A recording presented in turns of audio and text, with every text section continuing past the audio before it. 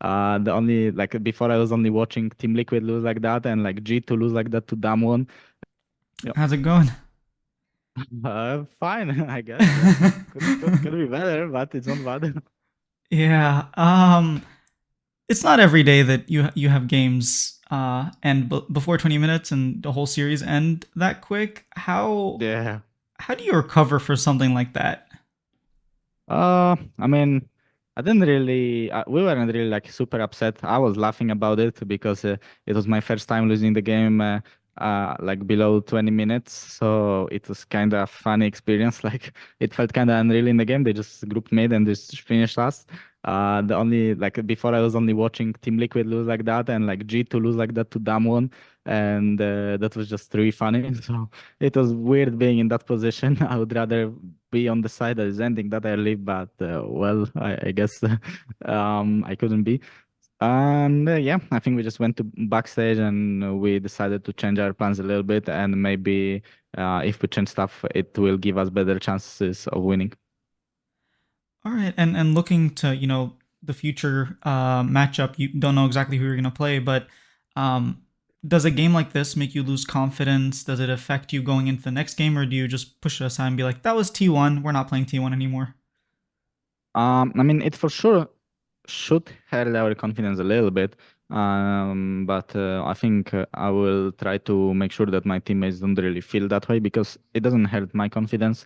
I didn't really expect us to win today. I knew it's gonna be a hard game. I didn't expect to lose that fast, but I knew that it's really hard to beat them. But yeah, I think against PSG, the game should be way more competitive like it was in the first series against them. I feel like every game was pretty competitive against them. And if we play at our level, we should be able to beat them again. But yeah, I think it doesn't really hurt our confidence that much because after all, we lost to T1. If we would lose to some other team in such a manner, then I think, yeah, we could have been really sad. All right. And on a positive note, I guess just as a fan, when I was watching, a lot of the expectation was like the top side's going to hold on, the bottom side, Masu and Busiard, is going to chain feed. They're not going to be able to stand internationally. And it felt like, that didn't happen. It also felt like T1 took advantage of a lot of small mistakes that you make in North America. No one really punishes, but T1 are like, oh, you blew Flash killing us level one. We're going to make sure you're a minion for the rest of the game. So I guess it does say that it's not that you guys are playing worse, just the competition is a lot tougher.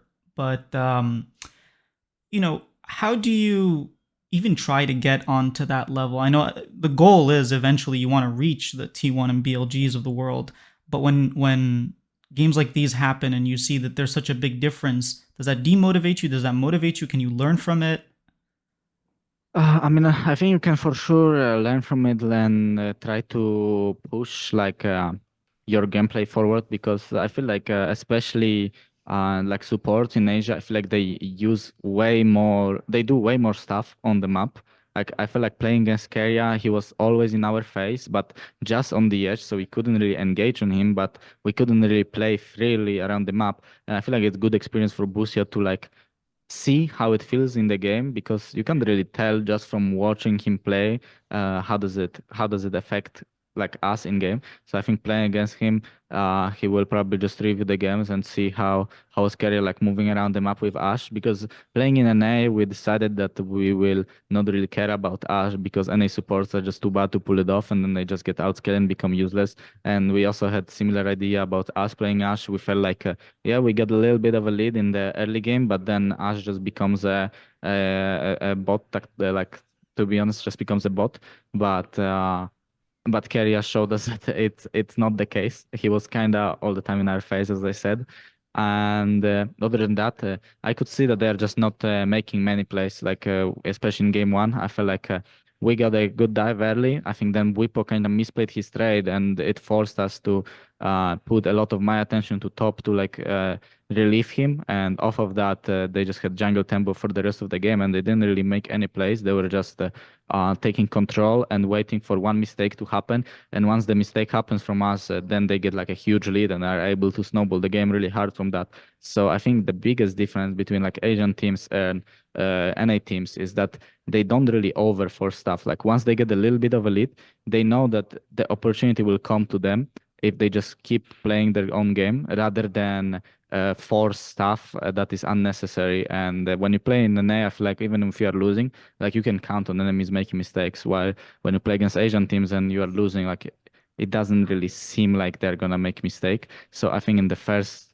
point, you just can't make mistakes yourself when the game is even and try to find some opening. And I think that's what we did in game one. Like with the dive, I think we found a decent opening. I think if we just played a bit slower, we played a bit slower and just catch the slow push that was coming towards him and then play on the bounce, we could maybe control the game better. We could get like first grabs and play from there. But once we make a mistake and they get lead, like it's really tough to play against them. All right, thank you for that detailed explanation. I know I'm like running through all the questions that I have for you just because I have limited time, but I actually want to touch on the initial point you were talking about how Ash, like Asian players when they play Ash versus Western players, we've seen sort of that the same comment every year where North American teams go, they're like, oh, I still remember Double Lift from way back when he was like, oh, I played against, Mata's Alistar and it was different than compared to everyone else, or Mako's Alistar or something like that. And then the supports come back or the players come back, they're like, oh, we learned so much, but then they don't end up, it doesn't translate. And it's just like a cycle that keeps repeating. So how do you, like, why do you think that's the issue? I feel like when Asian players practice, they practice against other Asian players that are really insane on all of these champs. So they like learn their limits really well, and they just like see what the opponent can do with their champ, and then they obviously will do the same once they are in their position. And when you play in NA, I feel like supports especially are not pushing their limits. And then when you play against enemy Ash and she doesn't really do much, you might just think yourself that's what she's doing is like correct, because like you're playing against, let's say, I don't know, like Vulcan or Courage J, which are like, to be honest, the best supports in NA, and Busi, of course, like they're the best supports in NA, and then you are an up and coming support and you play against them because you don't get opportunity to play against like Keria or like On or anyone like that, even in solo queue. And then you play against the best players and you kind of like think what they are doing is like absolute limit. But then when I speak to Busio, like he comes to Asia and he plays against those supports when they are playing other champs. Like he realizes like how much more he can actually do with champs. And I feel like you see it the most while you actually play against them, because just from watching you can't really tell that much. Okay, so it's more of a case of like just better competition breeds better, competition. Yeah, definitely. I think just playing against better players make you like make better decisions, because when you play against weaker players, you might make a wrong decision, but it will still work, but you don't know it was a wrong decision. You might be like, oh, it worked, so I think it's good. But then you play against better teams and you realize what you were doing was actually just wrong. All right. My last question is for you, just FlyQuest in general. You're coming to MSI for split. I know I spoke to Empire before the split started, and he said, we're not necessarily focused on winning right now. We're focused on developing, but we do want to make internationals. You have made it. What's your goal coming into this MSI? Obviously, it's unlikely that you guys win, but what's your goal?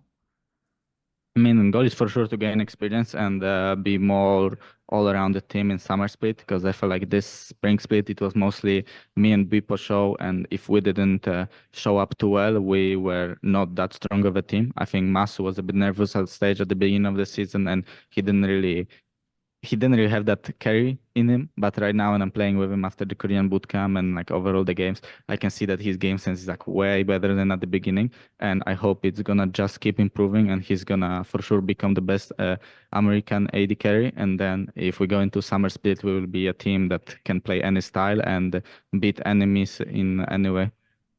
All right. Well, thank you so much, Inspired. I hope you guys success. We're all cheering for you, waking up at like 4 a.m. to cheer for you guys. So good luck. Thank you. It felt like I didn't do that great of a job interviewing. The questions weren't necessarily related to each other. They didn't flow the way I wanted them to.